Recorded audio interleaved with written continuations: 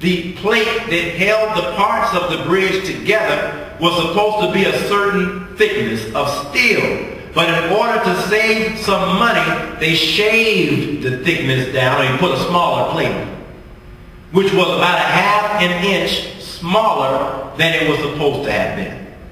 When the Titanic sunk, when it hit the iceberg, do you know that it was revealed that one of the major problems they experienced was the rivets, that's the steel bolts that attach parts of the ship together, that was used to keep that ship in one piece, that in order to save money, they bought the cheapest, weakest rivets, less than the standard of what should have been used. So when it hit the iceberg, the Titanic sank. When you couple the fact that out of sheer arrogance and pride, that they were pushing the ship faster than it should have gone, that's what happened.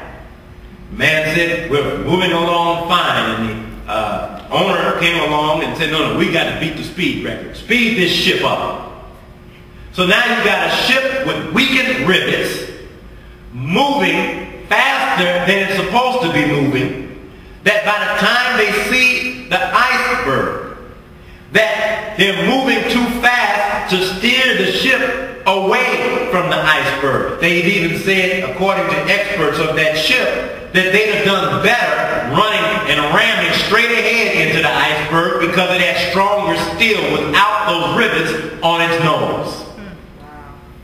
But out of arrogance and corporate greed, they sped the ship up. They put cheap parts on the ship. And the lower you went into the ship, the cheaper were the parts, because that's where the poor people and the workers lived, at the bottom of the ship. And it was from that cheapened, unregulated area, when the ship hit the iceberg, we all know what the results was. Well, in San Francisco, there's been an effort to fast track the building of housing. The developers want to get it done very quickly. In fact, they probably wanted to get done before the housing boom busted. God stopped that, and the housing boom busted.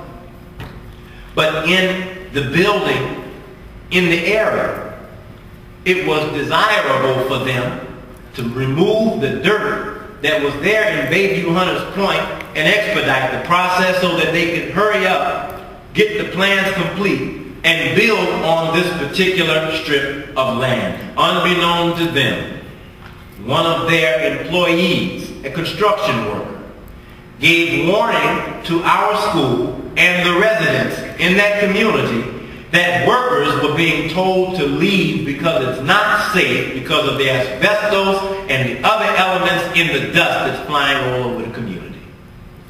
Rather than address what wasn't safe, the corporation addressed the worker. He was the whistleblower. And when he blew the whistle more than once, his foreman told him, it's none of your business, stay out of it.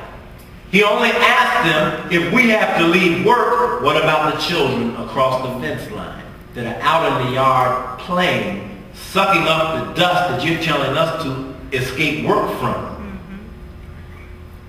The foreman said something smart mouth, and the young man punched him in the mouth. They called the police. His name is Chris Carpenter. The police picked him up for an assault, took him to the station, questioned him on what happened, and when he told them that they were telling us to go home because of toxic dust levels being too high to secure our safety, and I told them, what about the children across the fence? And they got smart mouth and cussed me. I punched the man in the mouth. Police gave him a high five and let him go. That's what launched this now 3-year debate. Now, from that time to this, the community has only asked, after having town hall meetings, to discover how significant the problem was. And what they discovered by going door to door in that housing project was a large percentage of the residents in those homes are negatively affected, health-wise, by the elements there in Bayview Hunters Point. 2 nights ago, on CNN, there was a show called Toxic Towns. And I didn't see the show. But whether they did it or not, that community is the #1 cancerous community in the country. The woman who was the star scientist of that show spoke at the town hall meeting in San Francisco a few months ago and issued her findings as one of the world's foremost scholars on the issue that it is not safe to build or live in homes on this land that they desire to develop on. Can I give you a sign of how unsafe it is? We took the black elected officials of the East Bay and clergy leaders from Oakland, helped by Supervisor Keith Carson, Councilperson Destiny Brooks, Congressperson Barbara Lee, Assemblymember Sandra Swanson. Some may remember we had a town hall meeting hearing at City Hall on this issue a few years ago when we went into the naval base, which is right next door to the school, for the tour. The elected officials and church leaders wanted to get off the bus to look at the land, which is the naval base.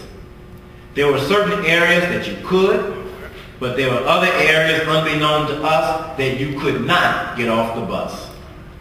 And we learned that the man that was giving us the tour, working for the Navy, he seemed like a customer service rep when we were on the bus, and he was smiling and showing us the different sites. Oh yeah, that's where Albert Einstein came, and oh yeah, that's where this was done. Oh yeah, that's where, oh, and over here we're doing this with this land, and over here we're doing this with this land. And then the bus stopped. Some of the elected officials and clergy leaders stepped off the bus attempting to take some pictures. And when we got off the bus, the tour leader got military real quick. You knew right away this is not a tour guide, this is a military man. So when the pastors and politicians stepped off, his voice changed. Get back on the bus. Well, wait a minute, I'm the county supervisor, I'm the bishop. I said, get on the bus now. Okay. They got back on the bus, and then he got on the bus behind him. So now let me explain to you, I didn't mean to offend you, but let me explain to you why you had to get back on the bus. That land is so toxic that the shoes that I'm wearing are special shoes. You are not wearing special shoes. When I leave from here, these shoes and my clothes do not go with me. I have to change clothes and put on other clothes before I leave the lot. Now this is about 200 yards from the housing project. Wow.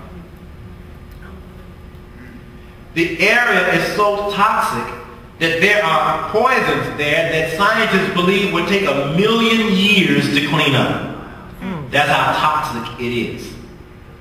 Well, from that, the housing developers have promised development, but have said to those that want to buy one of these houses, before you buy a house, you've got to sign a waiver that says if you should get cancer, you will not sue us. Now who would buy that kind of house? You'd have to be a fool to buy that kind of house.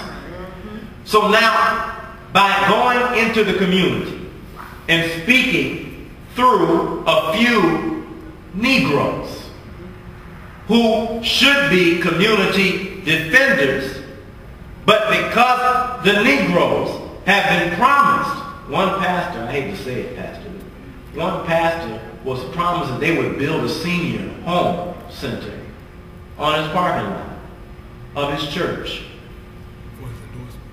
for his endorsement. And when they built those senior homes, guess what?